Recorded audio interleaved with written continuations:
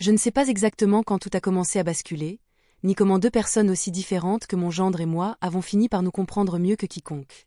Parfois je me dis que c'était dans ces petits instants volés, tard le soir, quand tout le monde dormait et que je restais dans la cuisine à finir mon verre, que quelque chose avait déjà germé. Lui rentrait souvent trop tard, l'odeur du vin encore accrochée à sa veste, et il s'asseyait en face de moi comme si ma présence lui apportait un répit. Je ne le jugeais pas, je n'avais aucune légitimité pour le faire. J'aimais aussi ces moments suspendus, ce léger vertige que donne la chaleur de l'alcool, cette sensation étrange que la vie ralentit juste assez pour laisser respirer ceux qui en ont besoin. Avec le temps, notre complicité est devenue presque naturelle. Je ne pourrais pas dire que c'était sain, ni que c'était prévu. Simplement, c'était. Sa femme, ma fille, ne voyait que les ombres de son mari, ses faiblesses, ses absences. Moi je voyais un garçon perdu, qui essayait maladroitement de rester debout dans une vie qui lui échappait. Peut-être que je projetais trop mes propres erreurs sur lui. Peut-être que je m'attachais à quelqu'un que je voulais réparer, alors que je n'avais jamais vraiment su me réparer moi-même. Je n'en sais rien. J'avais juste l'impression de ne plus être seule dans ma solitude. Les soirées sont devenues plus longues, les confidences plus profondes. Parfois je me surprenais à attendre le bruit de sa voiture dans l'allée. Parfois c'était lui qui me demandait si je voulais partager une bouteille, pour discuter un peu. Je me disais que c'était innocent, que tout restait à sa place. Mais il y avait ce regard. Un regard que je n'aurais jamais dû croiser venant de lui. Pourtant je ne le repoussais pas. Je restais là, immobile, comme si tout cela ne me concernait qu'à moitié. Une femme de mon âge devrait savoir mettre des limites. Moi, je me contentais d'inventer des excuses. Puis un matin, il a tapé à ma porte plus tôt que d'habitude. J'ai compris avant même qu'il parle. Il n'avait pas dormi, ses yeux étaient encore rougis par une nuit agitée. Et dans sa voix, il n'y avait aucune hésitation. Il m'a dit qu'il voulait divorcer, que sa vie n'avait plus de sens auprès de ma fille, que la seule personne avec qui il se sentait en paix, c'était moi. C'était insensé, irréel. Je me souviens avoir serré les doigts autour de ma tasse, comme pour m'accrocher à quelque chose de stable. J'aurais dû protester, hausser le ton, lui dire qu'il ne savait pas ce qu'il faisait. Mais rien n'est sorti. Rien du tout.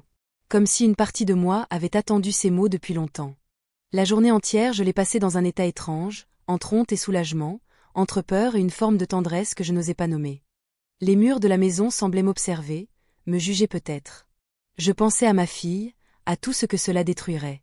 Et pourtant, au fond de moi, quelque chose murmurait que la vie ne choisit jamais les bons moments pour bouleverser tout ce qui semblait établi. Le soir, il est revenu. Sans valise, sans affaires. Juste lui. Et j'ai compris que, quoi qu'il arrive, plus rien ne serait jamais comme avant. Je l'ai laissé entrer sans réfléchir, comme si mes gestes avaient pris le dessus sur ma conscience. Il s'est assis à la table de la cuisine, à la même place que d'habitude, mais tout semblait différent. Plus lourd. Plus dangereux. Je sentais encore l'odeur du café du matin, mélangée à celle du vin qui stagnait dans l'air depuis la veille. C'était une atmosphère étrange, presque familière, presque rassurante. Et pourtant j'avais l'impression que chaque minute nous entraînait plus loin dans quelque chose dont il serait impossible de revenir. Il parlait doucement, presque trop calmement pour l'importance de ce qu'il disait. Il me racontait que tout était déjà décidé dans sa tête, qu'il n'avait plus la force de continuer une vie où il se sentait invisible. Je l'écoutais, incapable de l'interrompre. Il disait que près de moi, il ne ressentait ni jugement ni pression, juste cette sensation d'être accepté tel qu'il était. Ces mots se glissaient dans mes pensées, s'y accrochaient, et je me surprenais à hocher la tête comme si je comprenais tout, alors qu'en réalité je ne comprenais rien. Je me levais, je me rasseyais, je tournais en rond, vidais un verre, puis un autre. Je savais que je ne devrais pas boire dans un moment comme celui-là, mais mon esprit cherchait à s'anesthésier. Et plus j'essayais d'échapper à la situation, plus elle me rattrapait. Il me regardait comme si j'étais devenue son refuge. Et moi, je ne savais plus si je devais sentir de la honte ou de la chaleur. À un moment, il m'a demandé si j'étais heureuse dans ma propre vie. Cette question m'a transpercée. Personne ne me la posait jamais. Pas ma fille, pas mes amis, pas ma famille. J'ai senti que quelque chose en moi se fissurait. Et quand j'ai voulu répondre, aucun mot n'a trouvé son chemin. C'est fou, mais c'est dans ce silence-là que j'ai réellement compris que j'étais plus seule que je ne voulais l'admettre. La journée s'étirait comme un fil fragile. Il est resté près de moi, parfois en parlant, parfois en se taisant. À un moment, il a ouvert une autre bouteille, et j'ai voulu l'arrêter, puis je n'ai rien dit. Peut-être parce que je savais que je n'étais pas meilleure que lui. Peut-être parce que, dans nos faiblesses, nous nous reconnaissions. La nuit tombait lentement, et la maison semblait changer de visage. Il a allumé une petite lampe, celle près de la fenêtre, celle qui donne une lumière douce qui rend tout plus intime. J'ai senti un frisson me traverser. J'avais peur. Peur de ce que cela voulait dire, peur de ce qui allait suivre, peur de moi-même surtout. Mais je n'ai pas demandé qu'il parte. Je n'ai pas eu ce courage-là. Il s'est levé, a fait quelques pas vers moi. Rien de brusque, rien d'inconvenant. Juste un simple mouvement qui pourtant a fait vaciller tout ce que je croyais être ma vie. J'ai reculé légèrement, puis je me suis arrêtée. Son regard était sincère, douloureux même.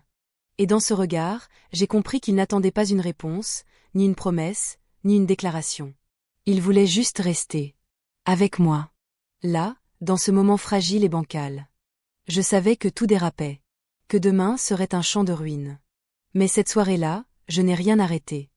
Je l'ai laissé s'asseoir à côté de moi, et ensemble, nous avons regardé l'obscurité s'installer derrière la fenêtre, comme si elle nous enveloppait peu à peu. Je ne sais pas si c'était du courage, de la folie, ou simplement le besoin humain de ne pas se sentir seul. Mais je sais que ce soir-là, tout a changé pour de bon. La matinée suivante m'a frappée comme une eau glacée. La lumière entrait doucement par la fenêtre, révélant un silence lourd qui me serrait la poitrine.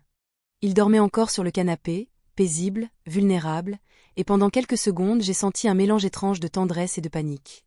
Je me suis assise en face de lui, le cœur serré, et j'ai compris que plus rien ne pourrait redevenir simple. Ma fille, ma famille, tout ce que j'avais protégé pendant des années, tout allait se fissurer. Pourtant, en le regardant, je savais aussi que je ne pouvais plus faire semblant. Nous étions deux êtres cabossés, qui s'étaient trouvés presque par accident. Deux solitudes qui s'étaient accrochées l'une à l'autre pour ne pas s'effondrer. Quand il s'est réveillé, il m'a souri d'un air fatigué, comme quelqu'un qui revient d'un long voyage. Et dans ce sourire, j'ai senti que, malgré la tempête qui nous attendait, nous devrions avancer.